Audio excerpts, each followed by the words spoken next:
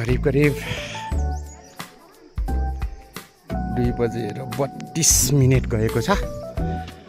हामी गाडीबाट झरेर 1:30 मा चिया नास्ता खाइसकेपछि आज शनिबार चिम्टेश्वर दर्शन गर्न काठमाडौँ हुँदै नुवाकोट आइपुगेका छौँ।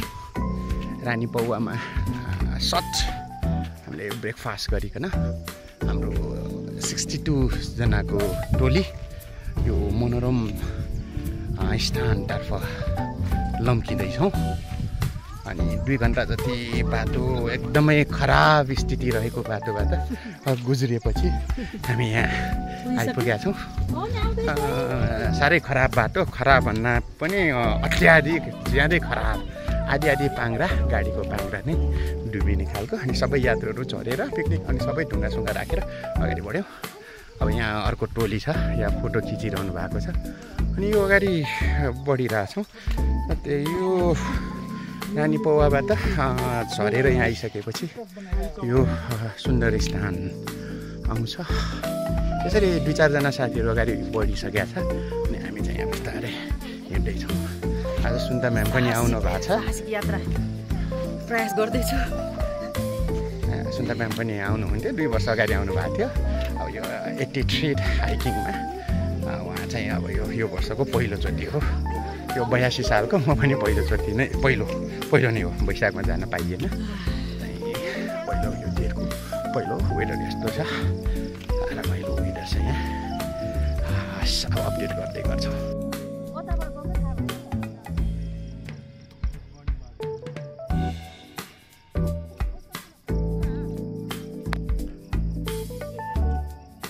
भिजिबिलिटी यस्तो छ, पुरै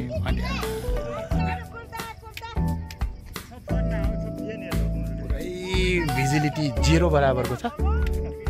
यस्तो छ।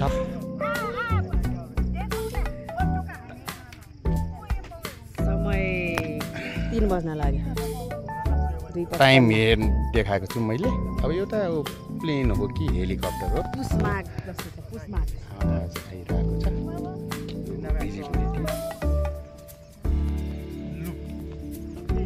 के पनि पुरै राति भए जस्तो छ।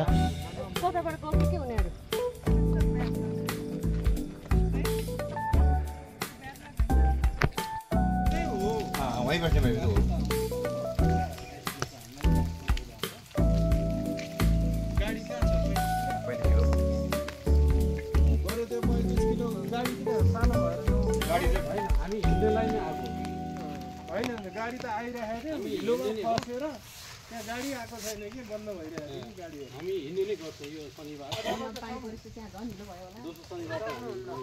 तपाईँको यो प्रयास यो के हुन्छ यो चाहिँ दक्षिणकालीमा दक्षिणकालीमा को शिला, दक्षिणकालीको शिला हो। यहाँ चाहिँ यता हेर्नु कस्तो राम्रो छ ढुङ्गा शिला। एकदम भगवानको विभिन्न आकृति मध्येको एउटा। यहाँ पनि यसो देख्यो भने, आकृति हेऱ्यौँ भने नमस्ते गरिरहेको जस्तो देख्नुहुन्छ तपाईँहरूले। अद्भुत शिला दर्शन। अनि पछाडि पनि शिला भगवान शिव। साह्रै आनन्द आउने ठाउँ।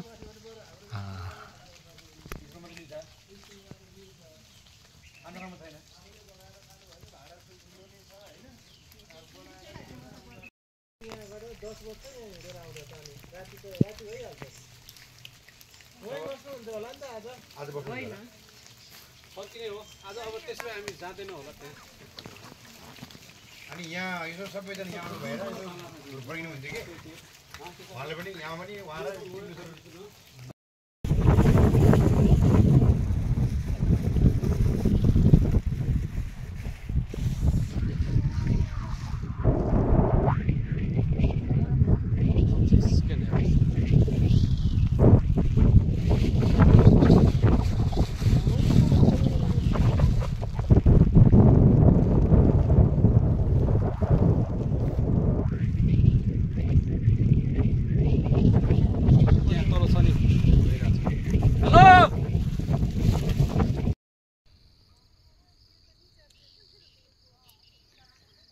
बिहान 6 बजे हिँडेको अहिले कति बज्यो भन्दाखेरि यसो चेक गरौँ कति बज्यो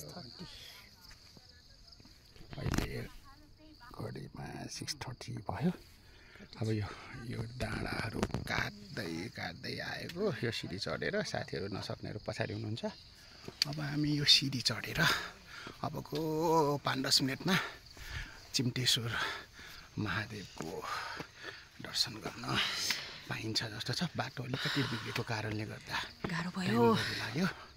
अहिले पुग्नलाई केही साथीहरू त 80% साथीहरू पुगिसकेको छ।